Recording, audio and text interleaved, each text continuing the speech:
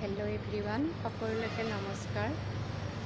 মই যোৱা ভিডিঅ'টোত যি এক্সেছ বাৰ্ছৰ বিষয়ে কৈছিলোঁ, সেই এক্সেছ বাৰ্ছৰ বিষয়ে জানি আপোনালোকে মোক ইমান মৰম দিছে, তাৰ বাবে বহুত বহুত ধন্যবাদ আপোনালোকলৈ।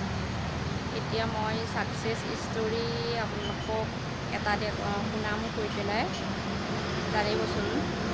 তাৰোপৰি এক্সেছ বাৰ্ছলৈ মই অহাৰ পৰা মোৰ জীৱনত কি সলনি হৈছে সেয়াও বাৰু মই আপোনালোকক পিছত জনাম। বৰ্তমান এতিয়া আপোনালোকে মই ছেশ্যন দি ভাল পোৱা ব্যক্তি এজনৰ মুখেৰে আপোনালোকে নিজেই শুনকচোন, আৰু শুনি ভাল পালে ভিডিঅ'টো মোৰ ছাবস্ক্ৰাইব কৰিব, লাইক কমেণ্ট কৰিব বুলি আশা ৰাখিলোঁ।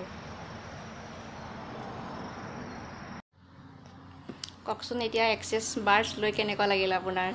দুটা ছেশ্যন দিলোঁ মই এতিয়ালৈকে, আপোনাৰ কেনেকুৱা পাইছে?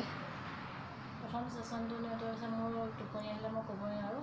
মানে খাদ্যটো খালে অৱশ্যে মোৰ মানে খাদ্যটো খাই যদি শুয়ে যাওঁ বা 10 মিনিট 15 মিনিটৰ পিছতে অকণ শুই যাওঁ, তেতিয়া শুই উঠাৰ পিছত ধৰক আধা ঘণ্টা বা এঘণ্টাই শুলোঁ।